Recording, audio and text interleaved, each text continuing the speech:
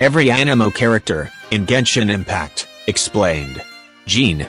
She is the acting Grandmaster of the Knights of Favonius, taking all her responsibilities seriously, regardless of how minor the tasks may seem.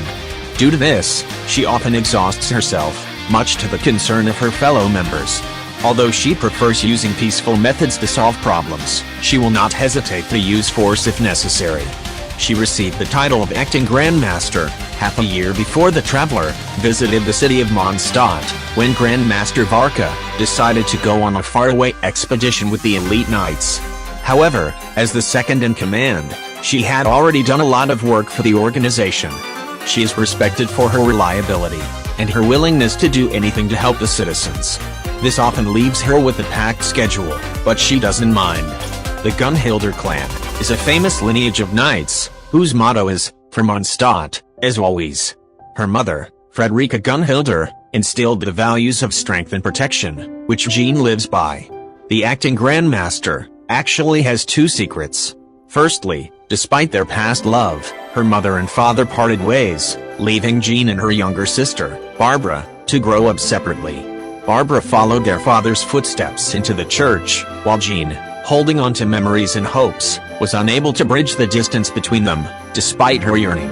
Secondly, she has a private passion for romance novels.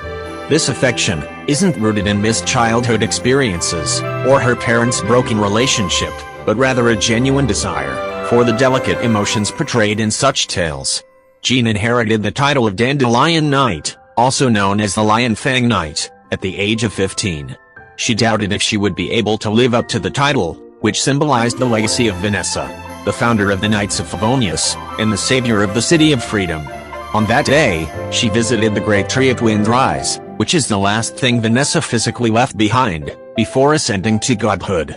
The wind around her seemed to blow away all her worries, so now she returns to the tree every time she needs to be reminded to stay strong, so she can protect her people. She also has a habit of calling Diluc, her senior, well after he left the Knights. Jean received her Anemo vision back when she was recently promoted from squad captain to Master of Knights. By leading the Knights to fight off the Abyss Order, while simultaneously resisting diplomatic pressure from the Fatui organization, she proved she was capable of being a defender of Mondstadt, hence, obtaining her vision. Kaedehara Kazuha. He is a wandering samurai of the once famous Kaedehara clan, with an ability to read the sounds of nature. He is also a crew member of the Crux fleet. His clan was once one of the most illustrious in all of Inazuma, but due to an incident that occurred generations ago, they soon fell on hard times. The family fortune crumbled by the time it was his turn to inherit. The clan lost the means of their family trade, resulting in a family of bladesmiths, which could no longer produce even a single strong sword. When he was young, he felt helpless, unable to do anything but just watch as his family's future collapsed. Yet, he also felt relief, as he had a deep appreciation for the beauty of nature, since his youth, and has always longed to roam the forests and mountains. Since he no longer held any responsibilities to his family lineage, he was now free. So thus began his journey, as a wandering samurai, his keen sense of the natural world, proving invaluable on his travels, since it allowed him to predict the weather, and other particular events beforehand. He made many friends along his travels, but became especially close to one person. The two journeyed together, though soon parted ways, as their destinations were different. He thought nothing of it at the time, believing they were fated to meet again, at some point.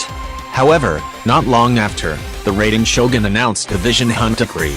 This led to a great panic among all vision holders, resulting in many concealing their identities and going into hiding, the samurai included.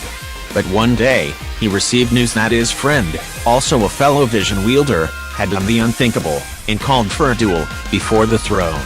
The defeated party would face the ultimate punishment by the hand of the Electro Archon. His friend risked it all to face such a strong opponent and to demonstrate to others the true meaning of courage. Kazuha heard the news and immediately went to their arena, but he was too late. He arrived to nothing but his friend's shattered sword and the empty husk of his vision. And so, he fled with his friend's empty vision, grief he felt in his chest, and a newfound status as a wanted criminal. though he had the good fortune of befriending Captain Beidou of the Crux fleet. Thanks to his martial prowess and ability to predict the weather, he officially became part of their crew. One stormy night, he was finally given a true opportunity to reflect on his journey so far. It wasn't always peaceful, living life as a wanderer. In fact, his travels out on the sea were quite dangerous, with constant hurricanes and thunderstorms. Yet, he still held a limitless fascination for the vast sky and boundless earth that could only be experienced on his wandering journey. He slept soundly that night, having made peace with it all. As he woke up the next morning, he discovers an Anemo vision on his chest, reaffirming his beliefs. Xiao. He is an illuminated beast who has lived for over 4,000 years, despite being one of the shortest characters and having the appearance of a young man. His true name is Elatus, and it belonged to him during a time when a cruel god forced him to be their slave.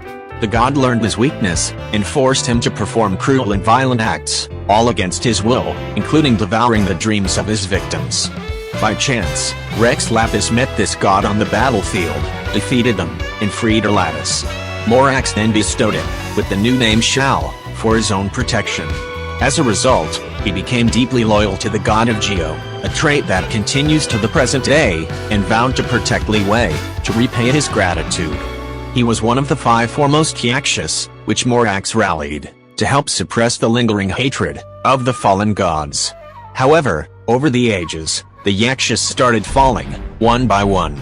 Not only did they have to fight against the residual power of ancient gods, but the hatred that they had to suppress tainted their own souls and accumulated karmic debt, which incurred enormous physical and psychological pain to them. Between battle casualties, madness, and desertion, the number of Yakshas eventually dwindled to just Xiao, leaving him as the last guardian Yaksha. At one point, he nearly succumbed to his karmic debt, but was luckily saved by Venti after he played music during one of the Anemo Archon's visits to Li Wei.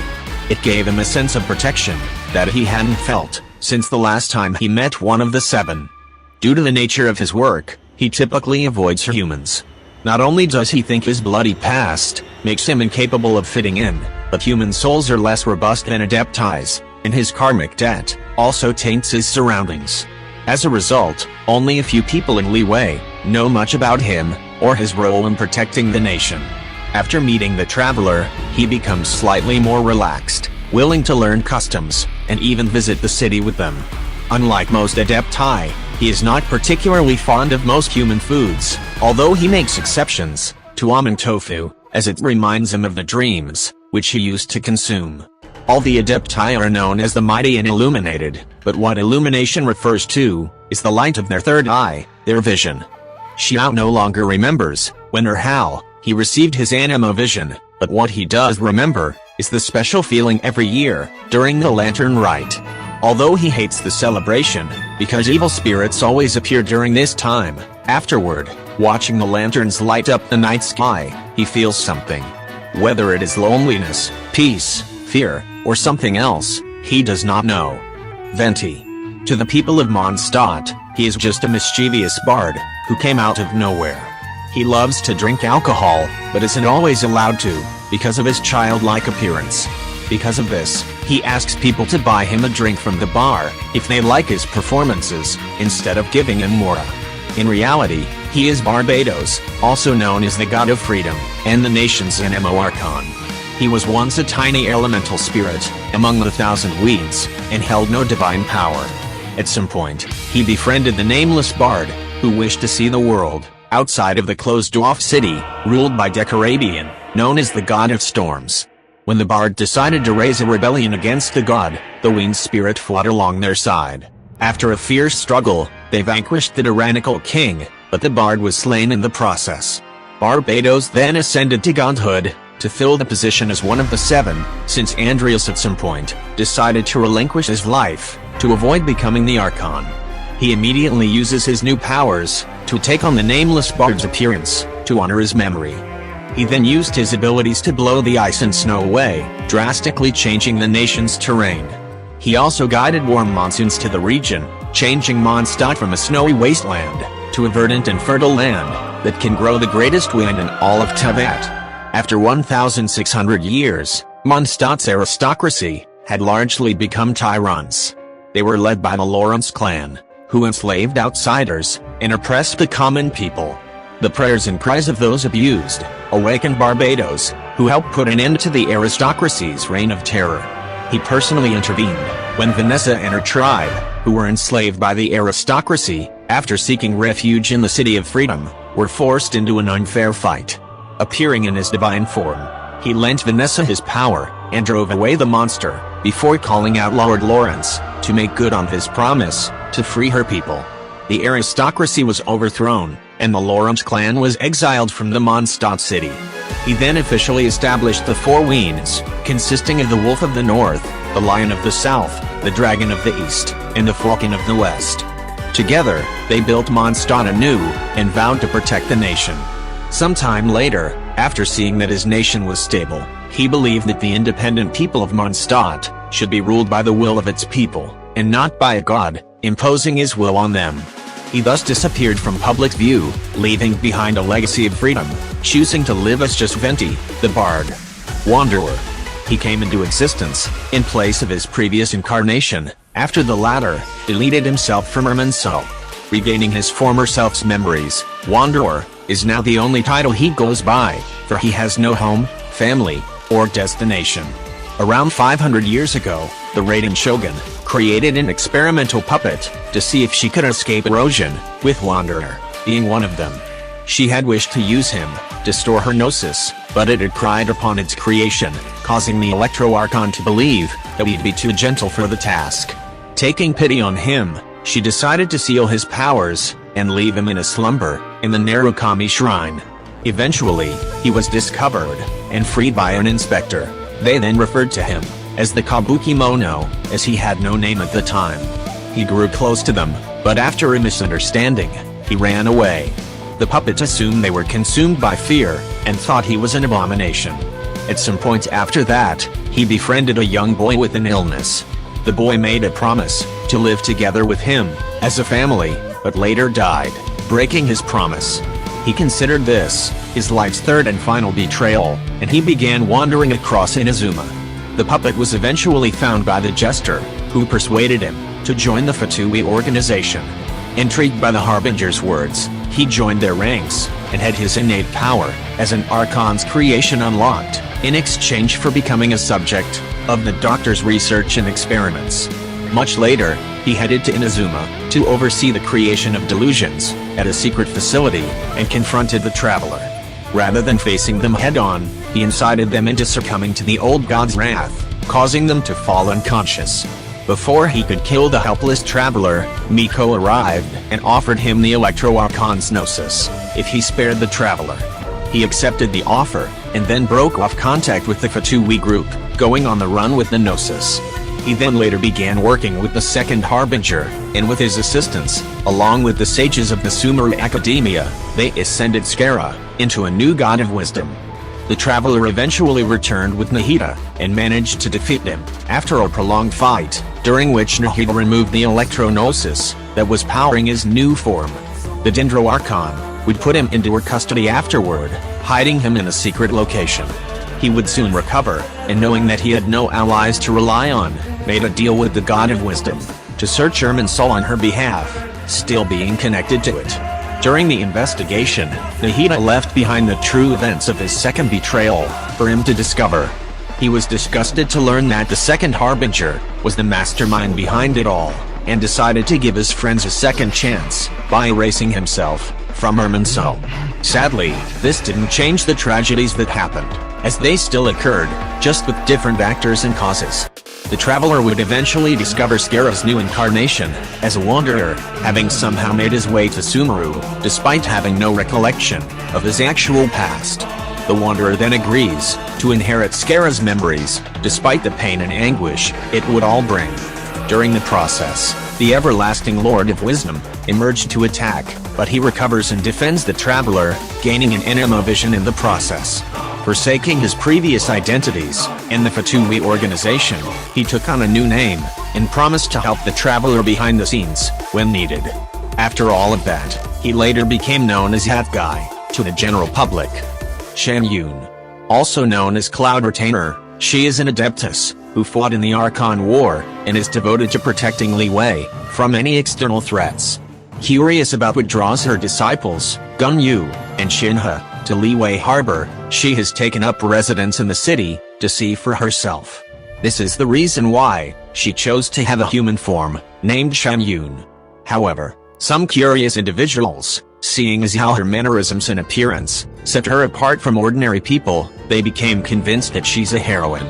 She sees Rex Lapis in very high regard, thus when she learned of his apparent demise, she flew into a fury and threatened to destroy the city for their crime. She also has a habit of speaking formally, often addressing herself as one. In the past, she was revered as a decisive and bold figure, while she was also known by her fellow Adepti as dignified and quiet, rarely speaking, outside of activating sigils during battles. She has a passion for engineering, with some of her famous creations, including the Dwelling of the Clouds, the Supreme Cuisine Machine, and other mechanical pets with various functions. Having lived for thousands of years, she was good friends with Weizhong, the god of dust, and they shared a similar interest in mechanics. Following her death in the Archon War, she modified the Guizhong Ballista to honor her memory. She is competitive and prideful, generally starting competitions over fairly trivial matters, such as cooking and racing. However, she also shows a caring side to her disciples. She made a special pinwheel device for Ganyu, after noticing she was interested in some being sold at a stall. She was also curious about how Shinhe was doing in human society, and was pleased to see that she had no issues. Xianyun is an Adeptus, born of elemental energy, so she possesses innate mastery over elemental power, without even needing a vision. But in her human form, she finds using a vision convenient. Despite not valuing visions as much as mortals do, she discovers its profound influence on others when a farmer mistakes her for a hero because of it. This incident puzzled her, challenging her belief in judging based on essence rather than appearance. Nonetheless, she remains true to her nature, maintaining her principled approach as both Cloud Retainer and the chivalrous hero Xianyun. Faruzan. She is a renowned professor of the Sumeru Academia, and a member of the Heart of the Tatarshan, the school linguistics and ancient ruins study. She was highly respected in the school for her contributions, playing a key role in making many breakthroughs and discoveries during her prime. She even made many successful inventions for domain explorations, and also had several books published on her in the process. However, she recently just returned to the academia, after solving a puzzle and escaping the ruins that trapped her a century ago. Due to technically living longer than others, she self-identifies as a senior, despite her youthful appearance, and demands respect from them. While proud and a bit stubborn, she does secretly struggle with coming to terms with her circumstances, since her old friends and family had passed on in her absence. 100 years ago, she found herself trapped inside a domain that was of King Deshret's civilization, filled with several mechanisms and secret inscriptions. The mysterious power within the ruins had kept her body in a state of stasis, knowing neither hunger nor tiredness, yet not fully able to shake off mental fatigue. She used all of the writing material she had on hand, but she couldn't translate even a single line of text. She used a lifetime's worth of knowledge, yet could not unlock even a single device. Lying in a mountain of paper, she stared blankly at the cipher text on the ceiling. They mocked her, the legacies of an ancient deity, scorned her ignorance, and the pettiness of the modern person.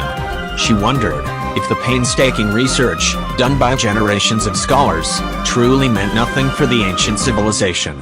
However, she didn't give up in finding the way out. After who knows how long, the entire floor, as far as she could touch, had been filled with symbols of obscure deductions. Finally, at one point, she found a way to solve the ruins. After recuperating, she realized how vastly Sumeru had changed, almost believing that she was still within the ruins, trapped in some kind of illusion. It was not until someone from the academia came to confirm her identities using past records did she begin to accept that time had indeed passed.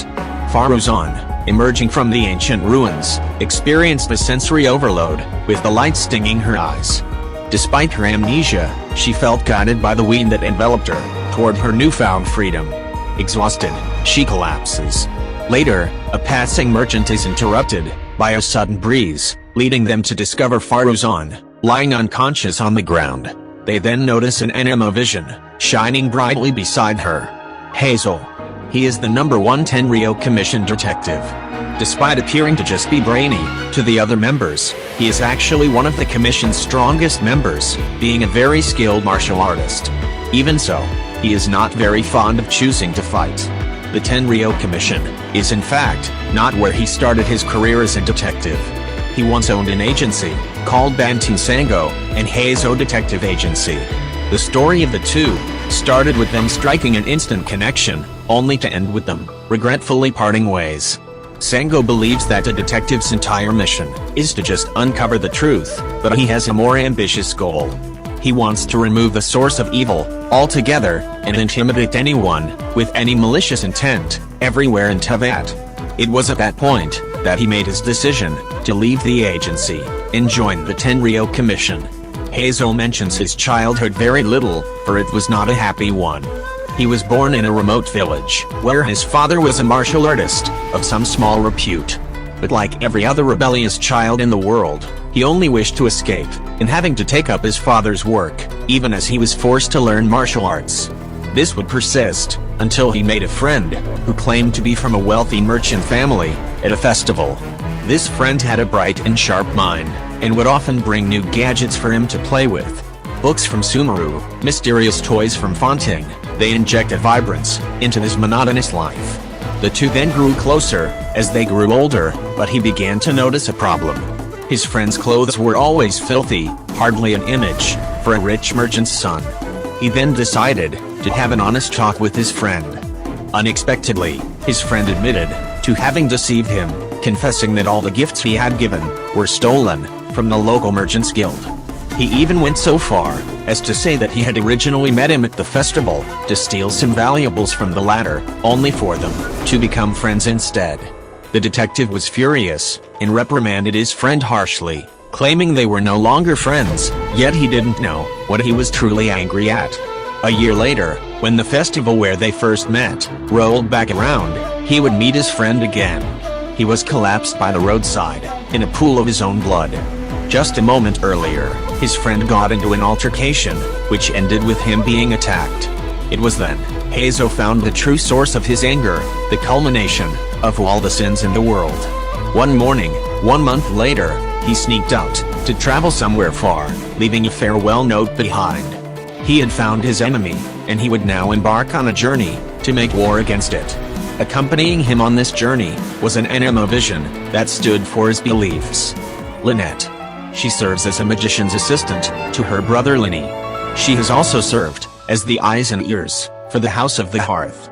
In direct contrast to her older brother, who refers to himself as the greatest magician in all of Teyvat, she might be the lowest profile assistant. She seeks neither flowers nor applause, avoids interviews, and generally tries to avoid notice. Even when people from the audience pay them a private visit, she always takes a back seat and lets Linny do the talking. She's generally very quiet and prefers to brew a pot of tea and sit in the corner, looking down as she quietly sips away. In their little team of 3, she plays an essential role in making sure their work runs smoothly. She stands back and analyzes the situation, often finding the middle ground in her siblings' plans. People often believe that her cat ears are just part of her performance attire. However, Lynette's ears and tail do in fact grow on her body. When their parents first died, the siblings were left wandering the streets.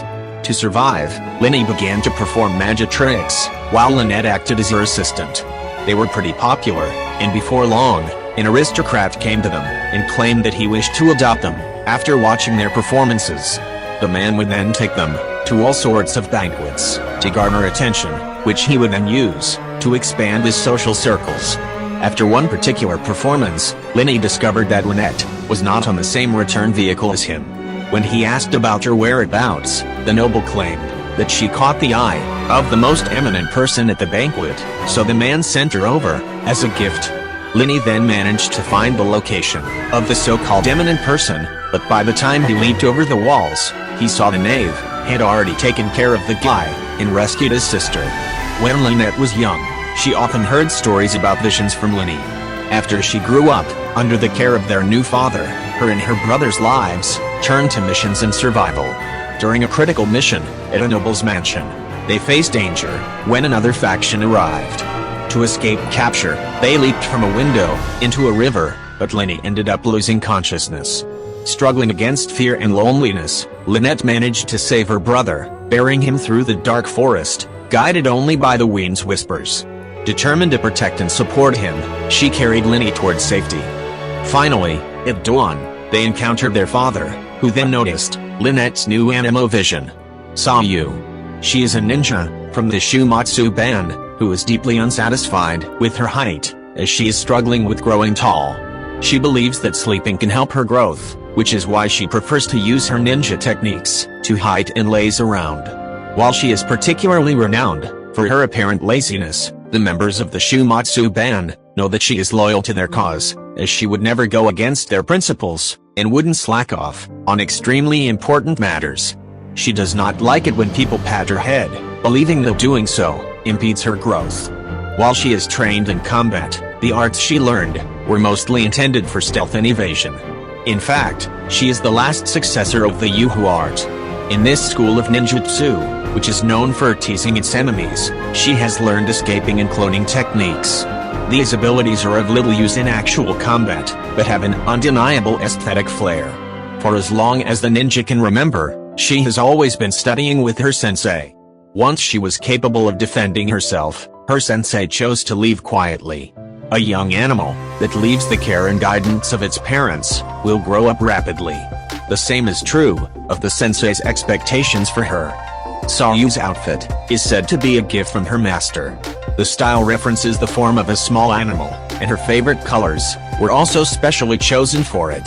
Sayu has always understood that she is not suitable for combat. Her overly petite stature gives her no advantage in terms of strength, and her skills will not be of much use in actual combat. During a perilous mission, she barely escapes with vital information, relying on her ninja skills to vanish into thin air. Exhausted, and on the brink of collapse, she reflects on the survival advantages of being underestimated. The next morning, she discovers her ninja tools gone, replaced unexpectedly by an Anemo vision. This newfound power grants her the ability to wield a claymore, despite her size, easing her fears on the battlefield. Yet, her most pressing concern, her inability to grow taller, was unaffected, even by the miraculous powers of a vision. Sucrose. She is an alchemist, with a focus on bioalchemy, and is the assistant of Albedo. She often studies the modification of existing life, whereas Albedo has the more ambitious goal of creating new life. She has done extensive work on sweet flowers and various fruits, for them to have higher productions, and make them stay fresher for longer.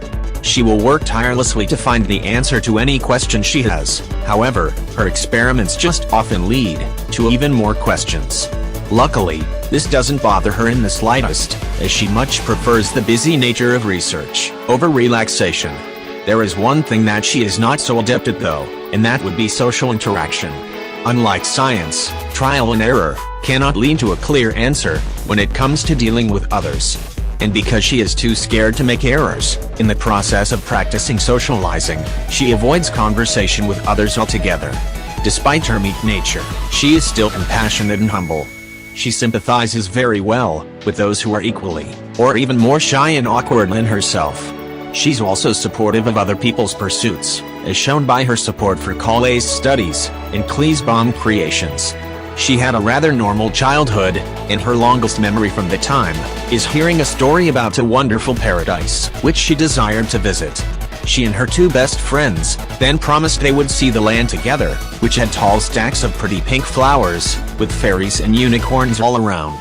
However, as time went by, one friend left on an adventure with her parents, and never returned, and the other became distant, after they lost their father to an illness. Although she no longer had these friends by her side, she wanted to honor their past friendship by creating her own paradise, using alchemy, which she discovered through a book she was reading. She thought that if perhaps she was successful, her two best friends would return. Sucrose received her Anemo vision on an average day of experimenting with simmering dandelion seeds. But this time, When she looked in the cauldron to see the results, next to the black dandelion, laid her Anemo vision. But unlike what most would do, she didn't take the vision immediately, and instead chose to experiment with the possible reactions a vision might have with dandelion seeds. Although this produced nothing, her vision would later aid her in future bioalchemical studies. And with that, that is every Anemo character in Genshin Impact before Natlan's arrival.